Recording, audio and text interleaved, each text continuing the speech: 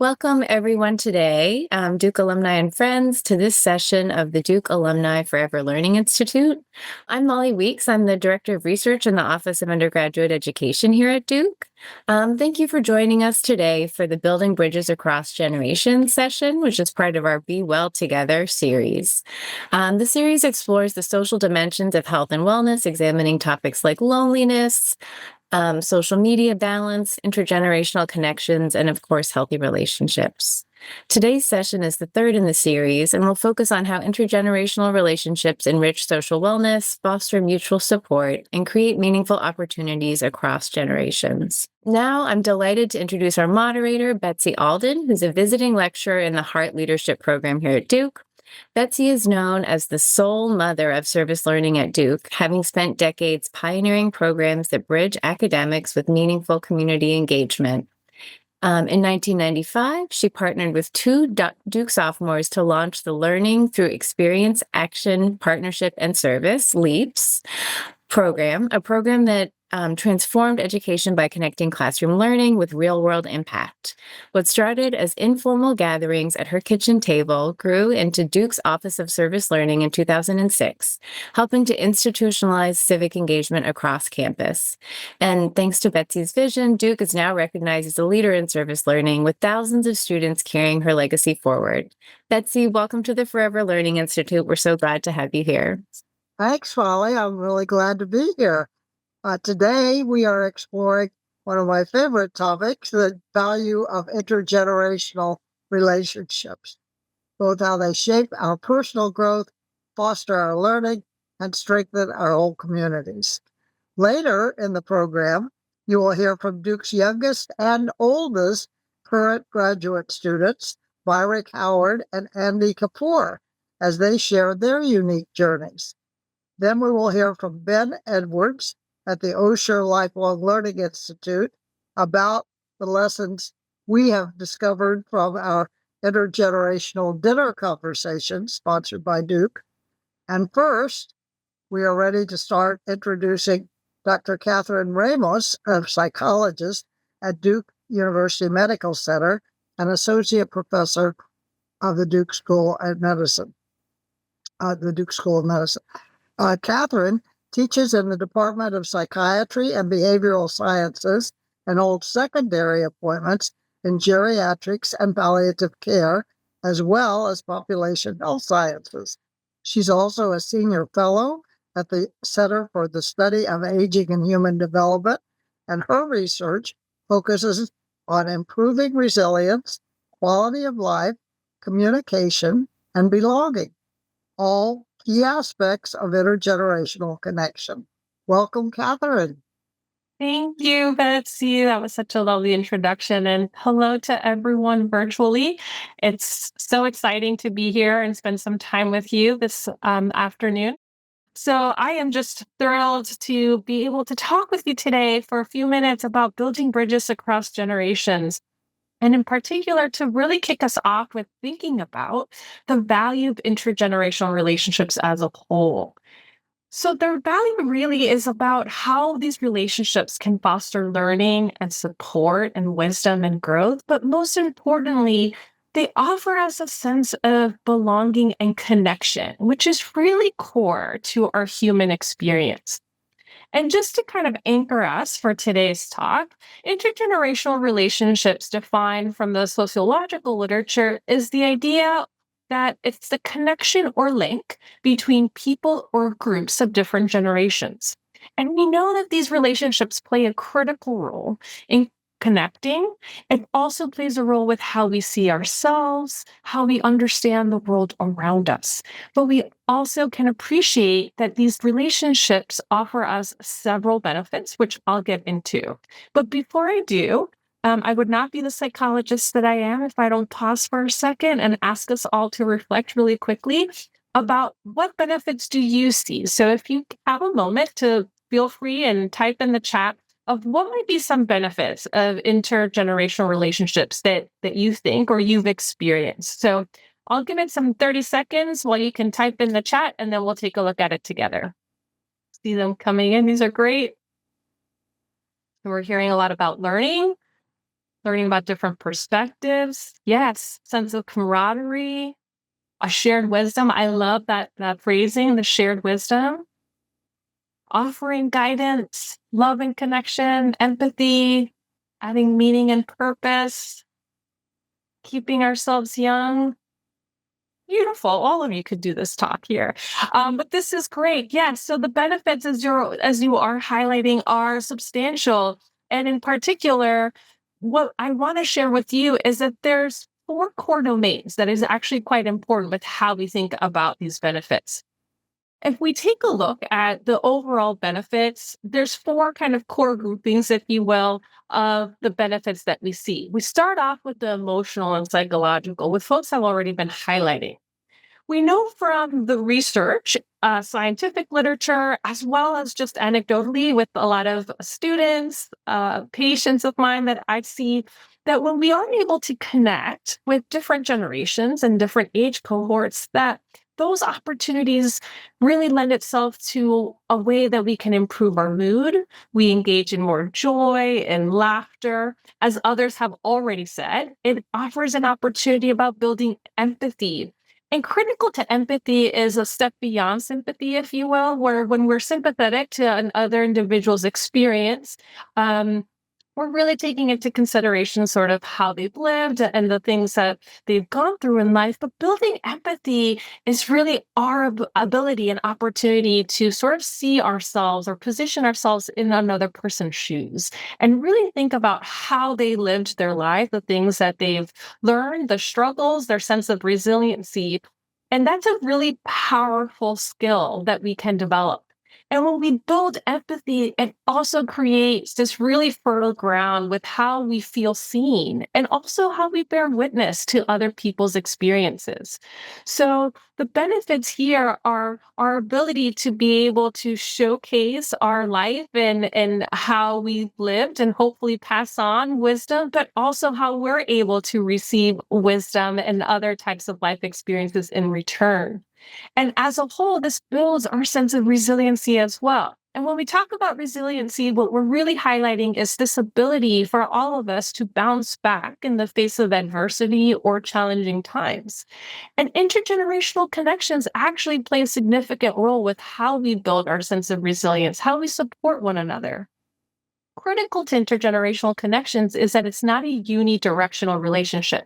So it's not that an older cohort is only the one passing down information, wisdom, or experiences to a younger cohort, but it's truly a bidirectional, meaning that there is this feedback system that we can offer each other in how we share our experiences and connect.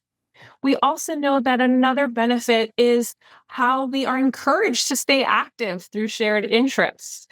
We've seen how in experiences or opportunities where there are individuals who are in the role of grandparents are able to stay more active and they'll share with me, I'm just trying to keep up with my grandkids, and notice how they're going out to the park or going out and walks more often. We've also started to see in the exercise literature, which is quite interesting, how they've started intergenerational exercise programs where they actually team up older cohorts with young toddler cohorts to engage in exercise programs together to really enhance how they're physically moving. And what they find from these exercise programs is that younger children's motor skill development moves faster, and that it's also boosting functioning and mobility for older individuals. From a social value perspective, for individuals who've had or lived, let's say, many lives, if you will, where they have had different types of relationships, they also find themselves being able to connect with younger generations and think about it as having a second chance. So really building new and different relationships that maybe they hadn't in the past. But as you were all saying, it's an opportunity to gain and also offer perspective taking. Again, thinking about that bidirectional relationship. And when we do this, when we connect with different age groups, different cohorts, different generations, it also helps reduce our own experience, a sense of social isolation. And so continuing to build on and continue these relationships are really, really critical to our well-being. And then this fourth bucket, it's about legacy building. And what I mean by legacy building is the things or ways in which we want to be remembered by, right? All of us want, or hope at least, that we are remembered either by our virtues, our values, how we showed up for people, how we showed up, in the world and the things that we did and accomplished. And we find that these intergenerational connections again offer really for a landscape with how we connect and how we build esteem. So finding opportunities to gain wisdom from younger generations, but also to be able to gain wisdom from older generations, to be taught new activities or engage in different things that maybe you wouldn't have tried, whether it's a new sport, a new type of game. I was just having a conversation with my husband about how he was teaching my younger nephews how to build their own computer, but also how they were teaching him new things that they were learning about creating and developing your own computer and setting it up. And how in those types of exchanges and experiences, it builds your sense of self-esteem of being able to think that, hey, I can do this new thing, or I can adapt and try this other activity that maybe I wouldn't have before. We also know that the benefits allows us to promote our values and traditions. And so really thinking through what are those experiences and values that you learned early on from your own parents, and how across the lifespan you're imparting that to other individuals, or at least when you do impart your suggestions, that individuals say, hey, I really like that you did that. I might try that with my own child or with my own family. And then lastly, that there's a lot of meaning making opportunity here as well. And I saw that come through some of the comments as well. That being able to connect with different generations can really give us an opportunity to reflect and think about what offers us meaning, and also just having an opportunity to sit in a place of gratitude, of the experiences that you had that led you to this point. So I'm also all about not let's just talk about the value of it, but how can we be intentional? How can we think about different strategies or activities that help us foster meaningful intergenerational relationships? And I use the word meaningful purposely here because sometimes there can be the idea or thoughts that intergenerational relationships are valuable to the extent that it's about finding companionship, but it's more than that. It's not just about finding companionship, it's about making connection. And I really want to drive that point home. So how do we build meaningful intergenerational connections that really offer us that sense of belonging? So I want to sort of take you through some strategies that you can do within your family, outside of your family, and within your community. So some concrete, low level, but still profound and meaningful strategies that you can utilize are here on the left-hand side. I'm just going to walk you through them. So one is within your family, right? Things that I've done with my own family, with patients that I serve, with students, is thinking about how you can create a shared pleasant activities list. So really taking the time to hear each other out and say, what do you like to do? What do I like to do? And how do we find an opportunity to do something together?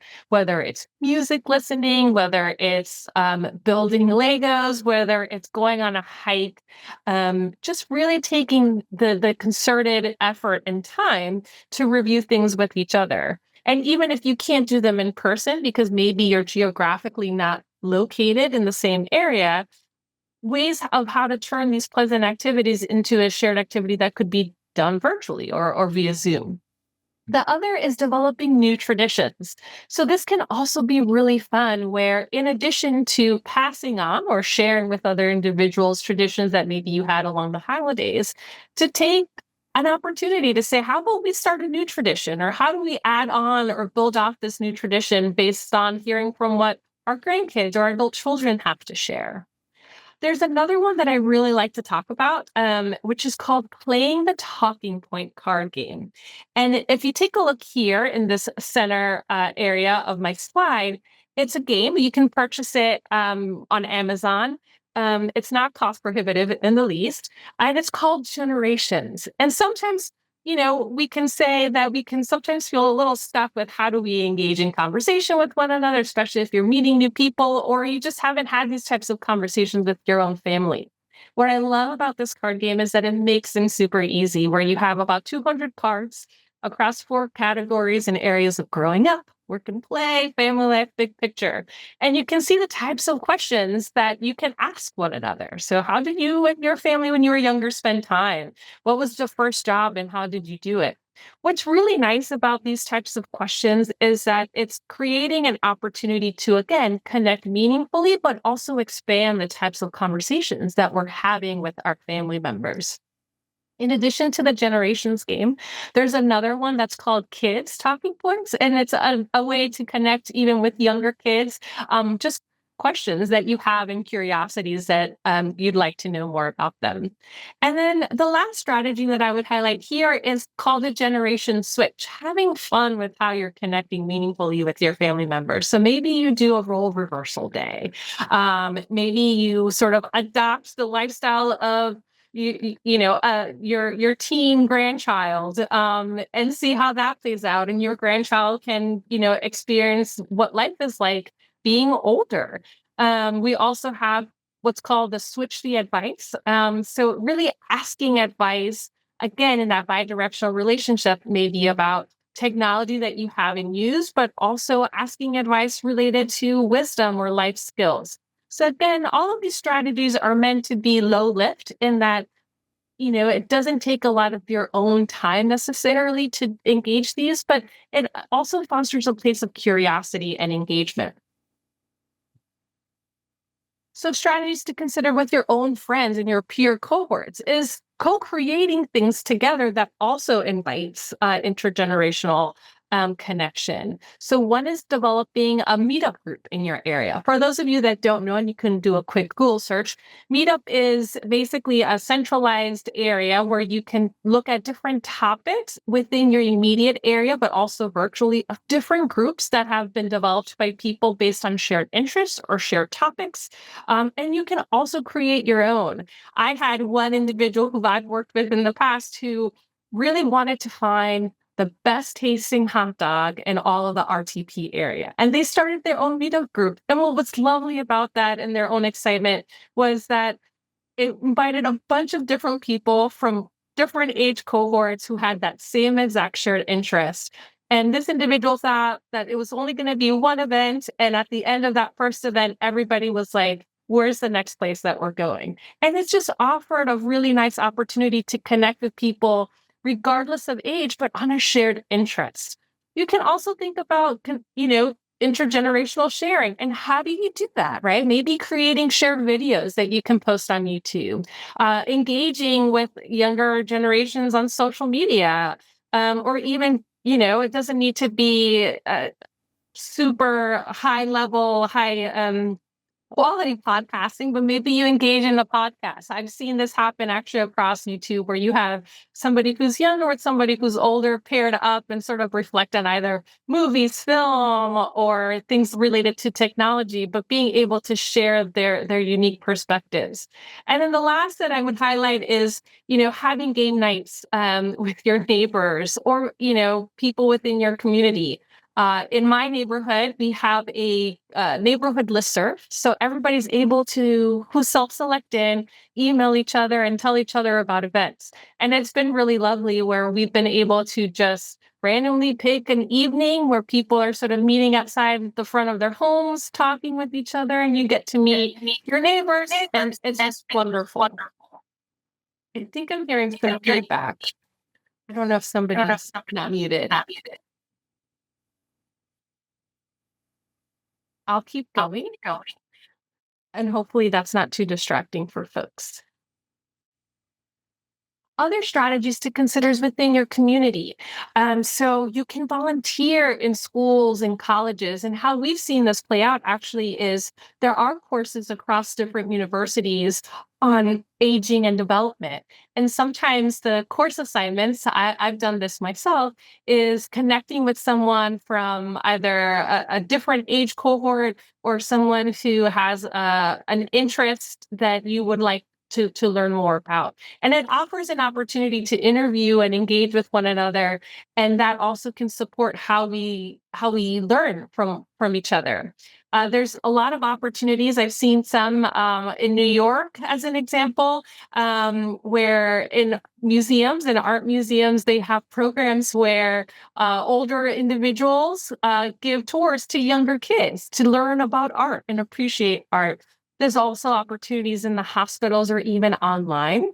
Lastly, we have opportunities to create a walking or hiking group. I've seen individuals think about, maybe going to here in North Carolina, the North Carolina Art Museum, where there's a really nice open space where people can go and jump on a trail and walk. And we've also see it at Duke Gardens, for example, an opportunity to just walk and get to know each other. And then you can also access already developed intergenerational programs online. The one I'd like to spotlight here is called Dora USA. It was started from individuals based out of Columbia University. And just one example where you can engage virtually is where teens and older individuals are meeting weekly over Zoom, where they're participating and having discussions along a wide range of different activities like writing, art, current events, and so much more. And then I just wanted to highlight that in the upcoming weeks, we're going to have what's called Global Intergenerational Week. So maybe that's an opportunity to inspire you to either pick a program or find other ways that maybe you haven't had considered to engage in building intergenerational connections. So just a few final thoughts. Intergenerational relationships are critical to our human experience. They teach us a lot about ourselves. It enhances our well-being, it promotes our sense of learning, our sense of wonder, and continued curiosity. And it really does help improve longevity and cognitive function across the lifespan. And there are, as we highlight, some effective strategies to build those relationships. And so my hope is across those three areas that maybe there's something there that you're curious about or you're willing to learn more. And just as a final thought is it matters. Intergenerational relationships and connections really do matter because it creates for a more respectful, knowledgeable, and inclusive society. So thank you so much for taking the time to listen to me. Here I am. If you want to reach out and make a connection, feel free to shoot me an email. And then this is also the website link to our page from our team. So thank you. Let's go ahead and transition to our next speaker. So it's my pleasure to introduce you all to Myrick Howard and Andy Kapoor. Myrick is a student in Duke's Liberal Studies program and a Durham native. He spent 45 years leading the preservation of North Carolina, where he helped protect over 900 historic properties, including affordable housing projects. And then following Myrick will be Andy Kapoor, who's a master's student at the Pratt School of Engineering. He is researching semiconductor potential energy surfaces in the Ames group, and he's also developing an AI-powered tool to improve access to the Hybrid 3 perovskite database for researchers studying perovskite materials. So welcome, Myrick and Andy. Thank you. I grew up in the Lakewood area in Durham, not far at all from Duke, but I grew up in an intergenerational household. My parents were older, and working class folks, and we lived with my grandmother. And may I say emphatically, she didn't live with us. We lived with her. And it was a house that my grandfather had built. And I go back and reflect on that, and it means that I grew up with my parents having no mortgage during that period. So it really changed that in a number of ways. I was hired by Preservation North Carolina at age 25. I was 30 years younger than any staff member of the organization. And I was about 30 years younger than most of the people on the board of directors. And I had some wonderful mentors through the years. Then by the time I retired 45 years later, I had some staff members who were my age, but I also had staff members who were 45 years younger than me, which was great. Taught at Chapel Hill for 35 years, graduate seminars, started out knowing students' parents, and by the time I retired, I was knowing students' grandparents. But more than 500 students took that course, and they were aged 20 to 35. Um, got great reviews. And what I got a little tickled at is my course was called Coffee with Myrick. Not that we had coffee, mind you, but I think part of it was a comfort level I had with the students in that kind of intergenerational way. Now, I in the morning I take a walk with friends. We do 5 to 7 miles and coffee. And there's a variety of ages, and it's kind of a who can show up on those days. And I'm doing the graduate liberal studies program at Duke, uh, which has been a way for me to continue pursuing some interests I have in North Carolina history. It also allows me to engage with a younger generation, and man, they are smart. It's really very impressive. The whole thing is good for me because, and I think basically I'm hoping that I'm giving back to the students by being a student. I tell my friends I'd rather be in a classroom than on a cruise, and I like to think what I'm doing is paying it forward. A lot of other folks lifted me up. Now it's my turn, and appreciate the chance to be on this program. Hello, everyone. Thank you for having me. My name is Andy Kapoor. I'm a first-year master's student here at Duke University, and I can share a little bit about my reflections on intergenerational connections as well. I think one of the most valuable lessons that I've learned throughout my undergrad and also my personal relationships is that personal growth doesn't really happen completely in isolation. It's really molded by the people we connect with, especially those from different generations. And each person brings along their own outlooks, shaped by the challenges they face, the world they grew up in, and the ideas they've gathered over time. And engaging with those outside of my own age group helped me broaden my perspective in ways that I couldn't have arrived at alone. So I met Myrick actually briefly during a photo shoot for Duke's graduate school. And just that brief conversation, I learned about his daily routine, his interests, the way he lives with a self-fulfilling drive. And it was great. It was a really great reminder that there's a lot to gain just from listening to someone who has walked a different path, how they think, what they value, and how they navigate the world, like we just heard from him. My undergrad was at a relatively small liberal arts college, and I constantly found myself in conversations that challenged my way of thinking. Like I talked with a natural sciences professor or an ecologist about my research, and their response would be rooted in something like data and empiricism. But then I'd bring up the same topic with a philosopher or historian, and their interpretation would be completely different, questioning why I'm doing what I'm doing and for what purpose. And as a naive and somewhat blindsided college student, this left me quite confused at first because I wanted clear answers, but instead I was met with contrasting perspectives that didn't fit neatly with each other. So over time, I came to appreciate these different perspectives on my work, and I realized that knowledge isn't just about finding the right answer. It's also about understanding the diverse ways that people can approach problems shaped by their experiences, fields, and generations. And so that experience kind of shaped how I approach learning and collaboration currently. Even though my background is in science and engineering, I like to seek out perspectives beyond my field, whether that's talking to people in humanities, social sciences, or arts.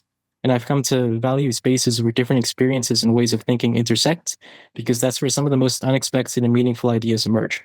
It's not just about deepening my own understanding, but also about recognizing how much stronger our work can become when we allow ourselves to be influenced by perspectives we might not have considered on our own. Thank you again for having me. Thanking Andy and Myrick for their contributions as we all will take to heart these good ideas. Ben is my colleague and friend from the Ollie Osher Lifelong Learning Institute. We started an intergenerational house course at Duke, and Ben is going to tell a little bit about how that has evolved and morphed as a wonderful way to get people together intergenerationally. Ben? Thank you, Betsy. Osher Lifelong Learning Institute, or Ollie, offers a wide array of wonderful courses for older learners. And Betsy, for better part of 20 years, led this intergenerational course. It was a house course for Duke undergraduates and an Ollie option for what we refer to ourselves as overgrads. When Betsy finally retired, and my wife and I had taken her course the last couple of years that she offered it, we wanted to keep intergenerational activities alive at Ollie. And a chance encounter between a Duke undergraduate and the Ollie director led us to starting a series of simple dinners together intergenerationally. We had 4 a year for the last 2 years. We get together what's now 18 Duke undergraduates and a similar, equivalent number of OLLI members. And quite simply, break bread together. We break into tables of 6. We have 3 undergraduates and 3 OLLI members at each table. We provide 4 or 5 question prompts to people and say you can use those or not as you choose as you're having your conversations. But the Duke undergraduates made really clear to us that what they were looking for was something that wasn't too structured, that wasn't too achievement oriented, that wasn't advisory. They wanted an honest give and take. And the dinners have been absolutely wonderful for everybody concerned. We push our chairs back at the end of the evening into a large circle and each share one reflection on the evening. And the comments that come out there are continuously using words like intimate and magical and vulnerable, because we really have succeeded in creating an atmosphere of real trust and deep listening and what one person referred to as a heart forward thing. I had noticed that in the course that Betsy offered, that it seemed to me some of the greatest conversations that we had across generations were when we talked about the feelings that connect us.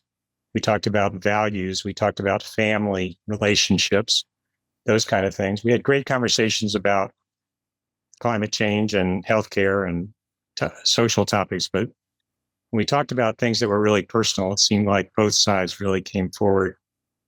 And the conversations really blossomed. To give you an idea of just a couple of examples of the prompts that we provide people at these dinners to suggest the sort of things that we're talking about. One of my favorites was a prompt that was simply, when did you feel most alive in the last year? A couple of others. What is something you own that says a lot about who you are? Complete this sentence. I'm most worried about blank. What is something most folks don't realize about you until they've gotten to know you? So these are all things that lead as we've encouraged the Duke students who've come to these dinners not to sit with their friends, but a couple of times they haven't been able to resist. And I was at a table one time where one of the students was talking and her very dear friend said, I've known you for 15 years and I never knew that about you until you said it tonight. I think sometimes it's as simple as the Duke students miss their grandparents and they want the opportunity to be with people of our generation again.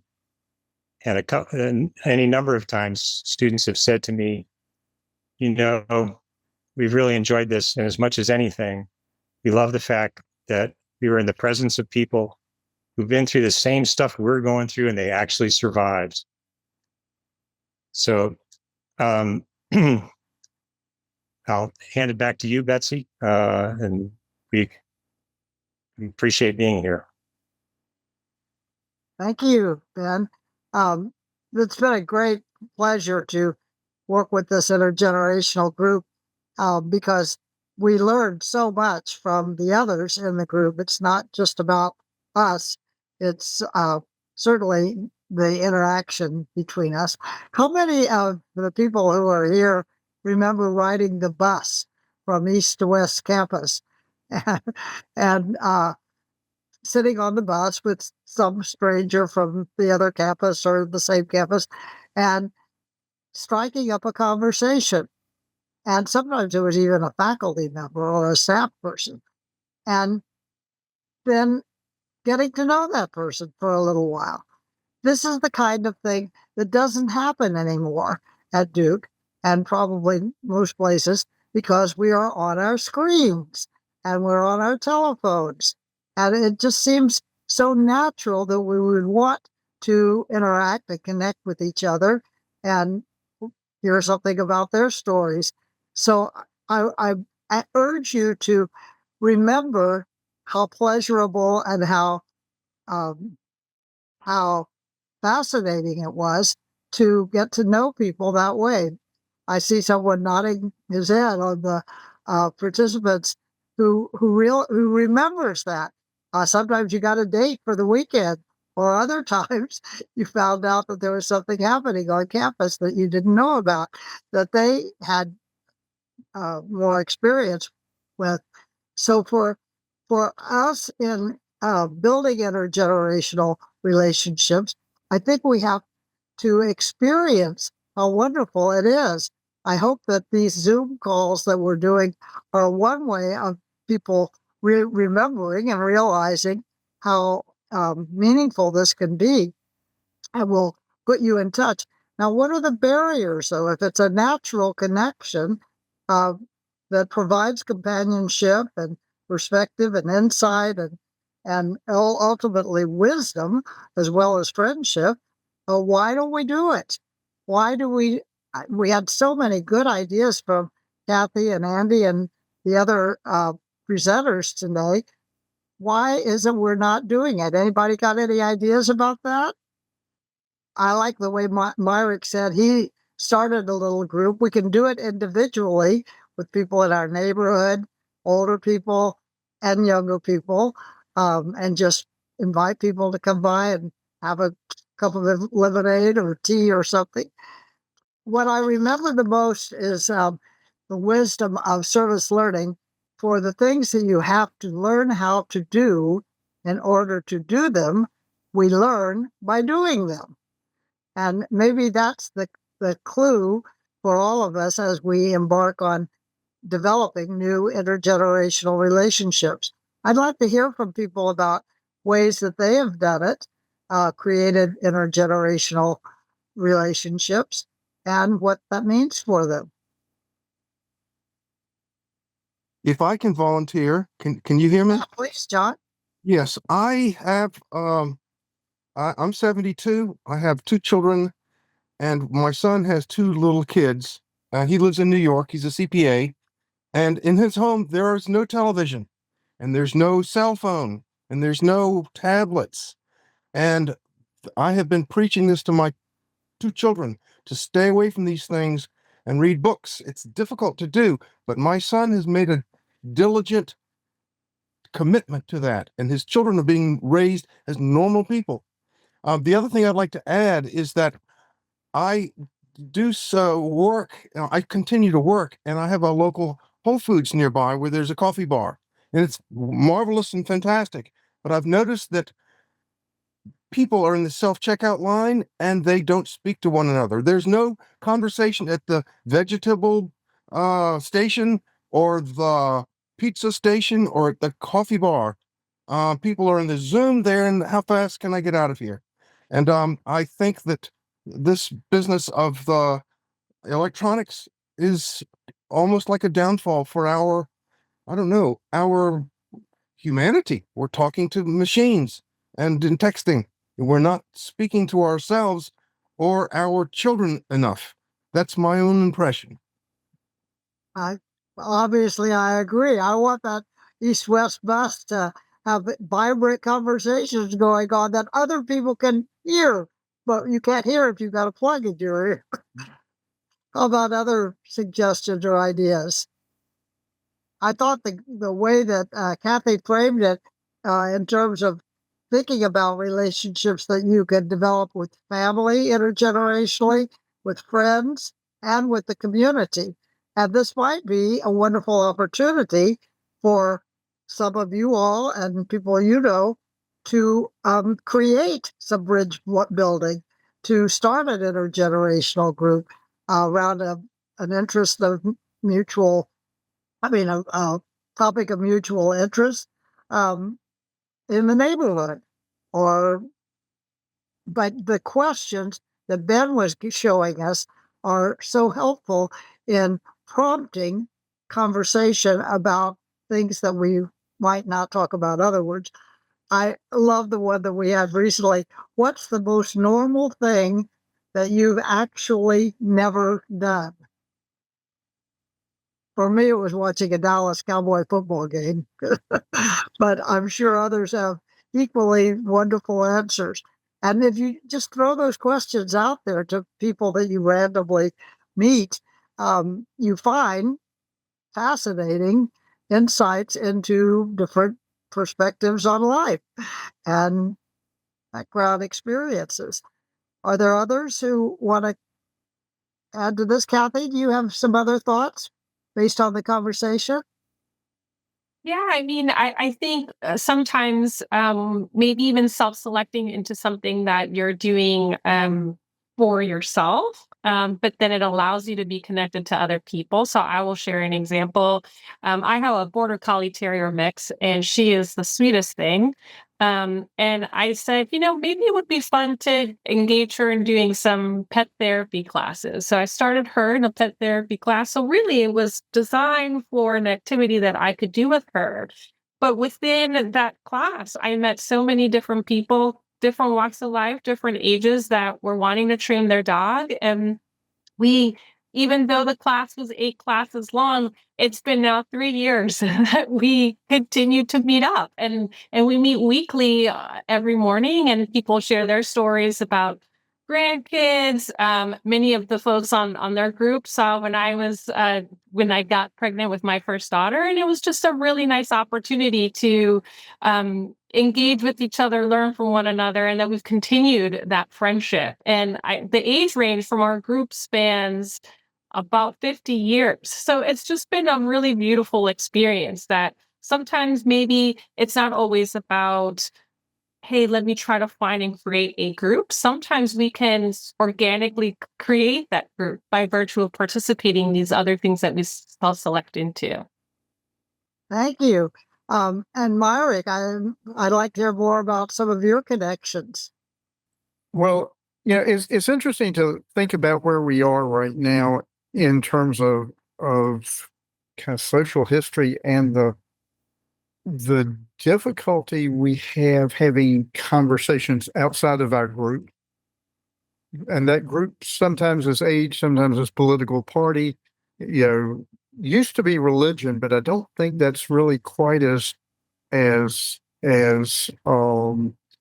defining for a lot of folks as it used to be. But the a lot for me is just trying to go in and being open and not being judgmental. But when people don't agree with me or don't have the same perspective, and that's fine. I mean, there are ways, as I say, my biggest way of getting together with folks has been just walking with people, and we have a place we can walk 6-7 miles without crossing any roads, which is really important. Because you can just let your brain go and not have to be worrying about somebody turning a right turn on red without watching for a pedestrian. Yeah. Did you start that group? Not maybe, but actually, what I have found my role in many ways, both in my job and now outside the job as well, as I tend to be the organizer. Yeah. I tend to be the ones that sends out the text and says, "See you at 7:45 at the parking lot." Yep. Yeah, I know that feeling. Marilyn had a comment. I would just like to share, I'm so grateful of my physical therapy training at Duke, graduating in '69. The commonality of the human body is quite a gift to be able to reach people of all ages and all abilities with that training. It just brings us all down to a common gravity and spine and what pain is. And so I've had a wonderful life, still practicing physical therapy, 56 years now. And I also, because of my commitment to prevention and spinal health, in 2004, I created a healthy school bag. And the Duke people at that time even put it in the bookstore and had all the DPT students get it for them. But it has taken me into the school age. We even have a model for preschoolers. And after my son was out of school, it's very hard as a parent to be involved in the school and with the students. And so this has been aligned to that all generations. And it's even taken us to, many people who want to stay active throughout their life, maybe have back pain or osteoporosis they're concerned with. This particular thing has gone through, as soon as somebody walks until they can't walk. And so that's all, I'm very, very grateful. And that started at Duke University. Well, that's a wonderful contribution you've made too. And I think Kathy talked about creating a legacy. I think part of what we're here for at this age, as we get older, is to share all of those kinds of skills and interests and pass them on. My kids talk about paying it forward. I'm trying to pass it on. but I think that there are many, many opportunities for us to do that, which is part of the feel good aspect of creating intergenerational relationships. We come to understand that we can involve other people in sharing their lives. There was another comment someone had. Betsy, I had my hand. I was just going to real quickly say that I think sometimes it comes down to as simple a thing as who's the first person to say, I'm really interested in you. And I think when we get older, and this is picking up on what Myrick said and some others have said, that if you're the one who's willing to ask the question and listen deeply to the response, then you create an atmosphere where the exchange happens. And I think as we get older, and we're a little less concerned with building up our identity and making sure that we appear in a certain way as we make our way through life, that we're the ones who can take the responsibility to be vulnerable and say, I'm really prepared to listen to you. Too often, older folks are too wrapped up in just telling their story. And it's a good idea to listen first. Amen. Hear, hear. Any other comments? How about Andy? You were on the panel. Anything from your relationships in the MALS course? Or not the graduate program? Yeah. Well, before that too, in undergrad, I think the first thing I had to do as a naive freshman was to step outside my comfort zone and talk to people with different backgrounds. Like with seniors, they're very advanced with their work. And if I only surround myself with people who think like me or have my experience, then I never grow. And one thing that's very important in my life is to keep learning, hence the Forever Learning Institute here.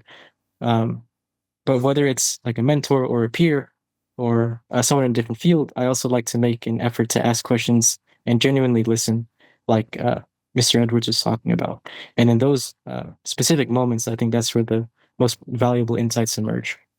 All right. I think we've got just a few minutes left, so we can segue into Q&A. If we can, we've got some folks sharing questions in the chat. And I'll ask the questions, and then folks from the panel can jump in and answer them.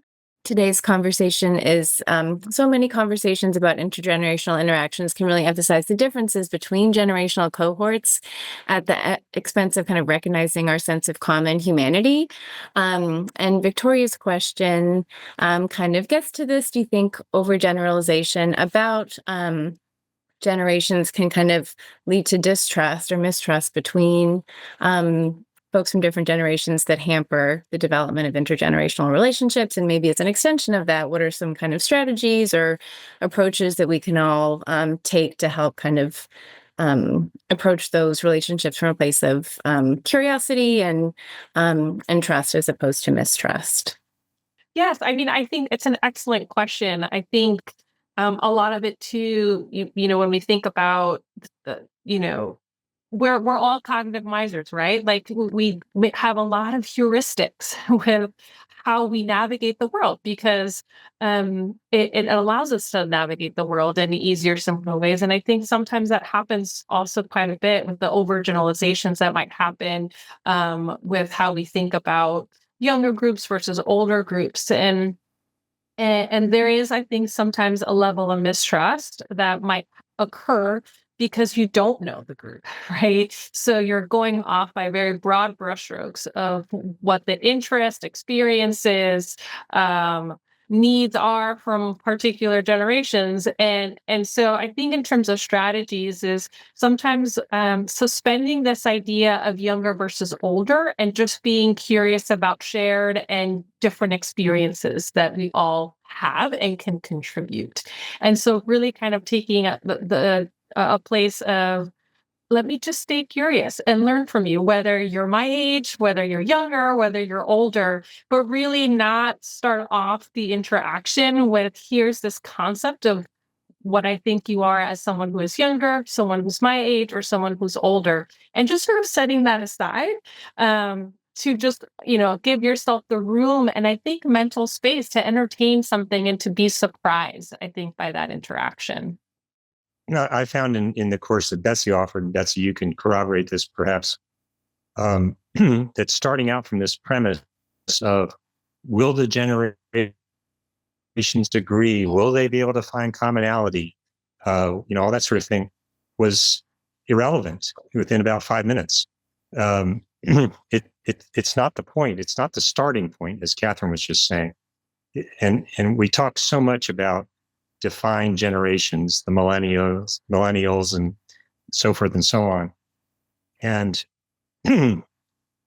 let's start out as individuals who, and what we found too is that both those of us in the older generation and college age students are both going through or on the precipice of major transitions.